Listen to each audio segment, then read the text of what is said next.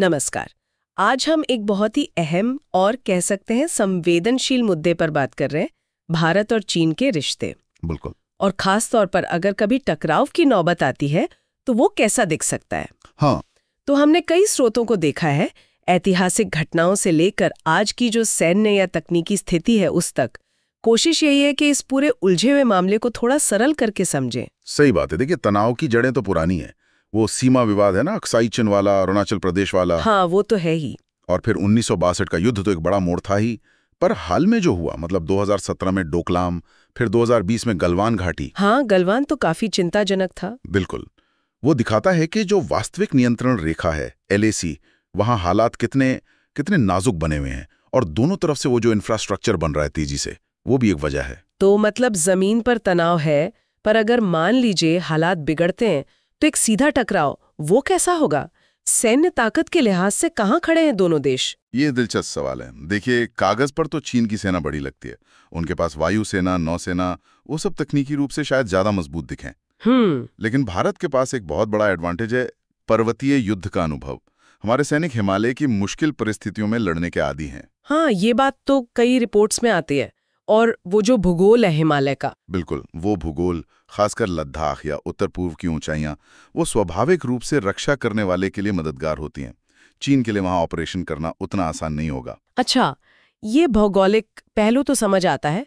सुना है कि ऊंचाई की वजह से चीनी वायुसेना की ताकत भी कुछ कम हो जाती है, मतलब रेंज या हथियार ले जाने की क्षमता पर असर पड़ता है। हाँ, कुछ हद तक। ऊंचाई और मौसम निश्चित रूप से वायुसेना के ऑपरेशंस को प्रभावित करते हैं।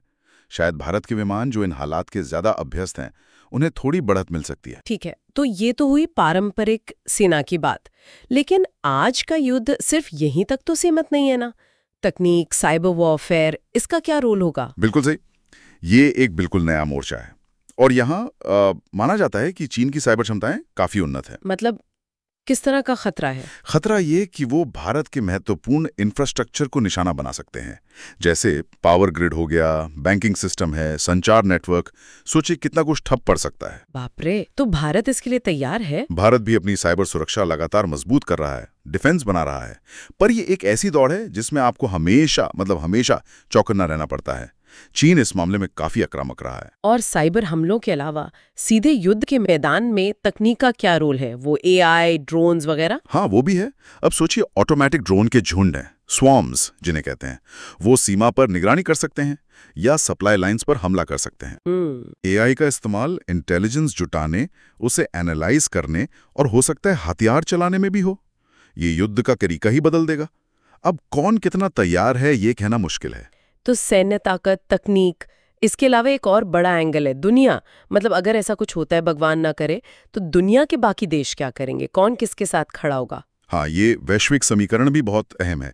देखिए, भारत को क्वाड देशों से समर्थन मिलने की उम्मीद है। America, Japan, Australia. हाँ, ये ग्रुप तो बना ही चीन को ध्यान में रखकर है। बिल्कुल।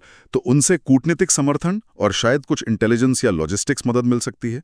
दूसरी तरफ चीन को शायद पाकिस्तान खुलकर सपोर्ट करे। और रूस का रुख थोड़ा मिला जुला रह सकता है। वो शायद संतुलन बनाने की कोशिश करे या तटस्थ रहे।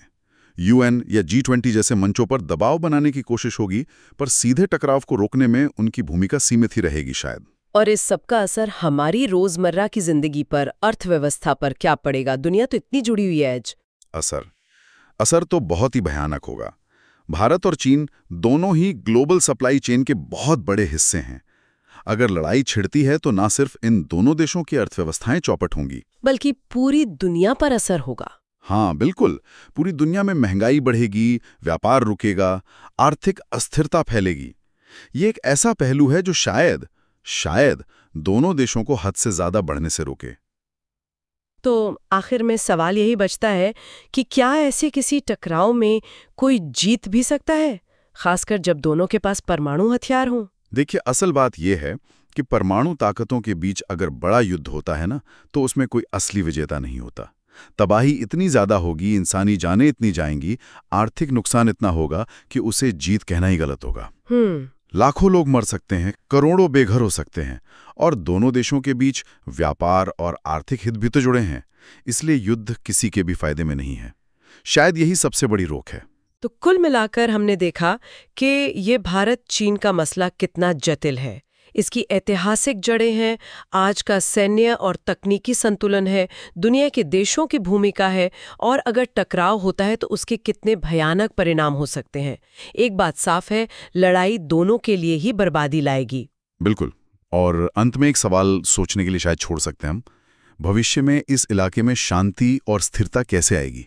क्या वो सैन्य ताकत के जोर पर टिकेगी या फिर आर्थिक जुड़ाव और कूटनीति के रास्ते से?